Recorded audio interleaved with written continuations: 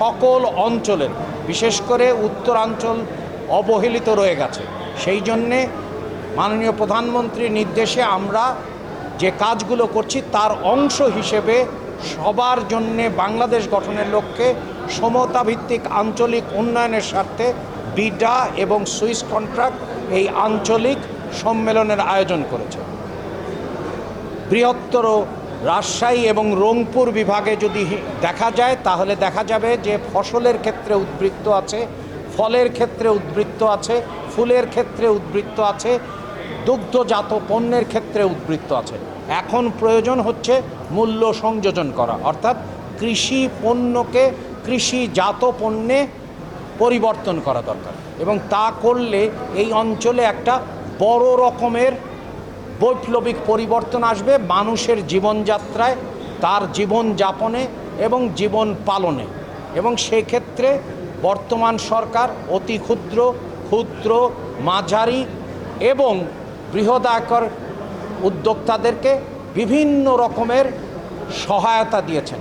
সেগুলো যেমন নীতি সহায়তা, আর্থিক সহায়তা এবং জ্বালানি ক্ষেত্রে চেষ্টা করা হচ্ছে। তার সাথে সাথে যাতায়াত ব্যবস্থা, বিশেষ করে রেলপথ এবং সড়ক পথের বড় রকমের পরিবর্তন ঘটানো হচ্ছে। এর ফলে আমরা লক্ষ্য করছি যে একটা বড় রকমের সাড়া পড়েছে। আমরা প্রান্তিক কৃষকের মধ্যে দেখতে পাচ্ছি, ক্ষুদ্র কৃষকের মধ্যে দেখতে পাচ্ছি, এবং প্রতিটি গ্রামে, অর্থাৎ এক গ্রাম এক শিল্প, এটার ক্ষেত্রেও আমরা বড় রকমের সাড়া দেখতে পাচ্ছি। এবং সেই কারণেই যে সরকার যে প্রণোদনা, বিশেষ করে 60,000 কোটি টাকার পণ্য, তার মধ্যে অতি ক্ষুদ্র ক্ষুদ্র এদের ক্ষেত্রে দেওয়া হয়েছে প্রায় 7,800 কোটি টাকা।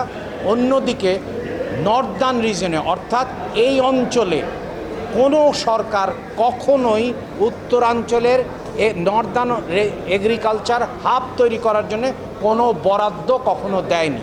এবং এইবারই প্রথমবার আর বাংলাদেশ ব্যাংক 3,000 কোটি টাকার বরাদ্দ দিয়েছে, এবং তার সুদের হার অনেক কম।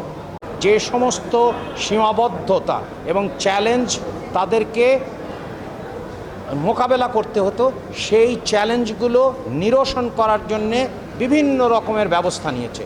যেমন একদিকে নীতির ধারাবাহিকতা, দ্বিতীয়ত হচ্ছে যে যোগাযোগ ব্যবস্থা আমূল পরিবর্তন করা, যাতে করে উত্তরাঞ্চল থেকে সমুদ্র বন্দর পর্যন্ত বা অন্যান্য স্থল বন্দরে যাতে নিরবিচ্ছিন্ন যোগাযোগ ব্যবস্থা থাকে, অথবা হচ্ছে যে আর্থিক যে অর্থায়ন প্রক্রিয়া। এবং সেক্ষেত্রে বাংলাদেশ ব্যাংক ইতিমধ্যেই 60,000 কোটি টাকার তহবিল ঘোষণা করেছে।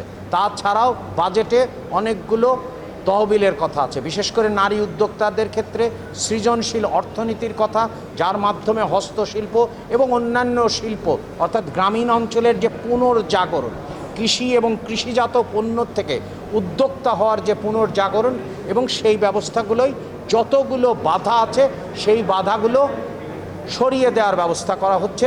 এবং আমরা যে পথে হাঁটছি ইতিমধ্যেই এক ধরনের সুবাতাস বইছে এবং বিনিয়োগ পরিস্থিতির দিকে মানুষের আগ্রহ বাড়ছে। এবং এই অঞ্চলে সবচেয়ে বড় কান্নার একটা বিষয় ছিল যে বন্ধ কলকারখানাগুলো চালু করা, এবং ইতিমধ্যেই সরকার সেই ক্ষেত্রে যাতে করে কলকারখানাগুলোতে আবার কলকারখানা চালু হয়, সজীব হয়, তার জন্যে ইতিমধ্যে ব্যবস্থা নিয়েছে। আশা করা যায় ডিসেম্বরের শেষ দিকের থেকে ওই সমস্ত কলকারখানাগুলোতে আবার উৎপাদন শুরু হবে এবং টেকসই কর্মসংস্থান তৈরি হবে। ভিডিওটি ভালো লাগলে পরবর্তী ভিডিও নোটিফিকেশন পেতে চ্যানেলটি সাবস্ক্রাইব করে পাশে থাকা বেল বাটনটি অন করে রাখুন।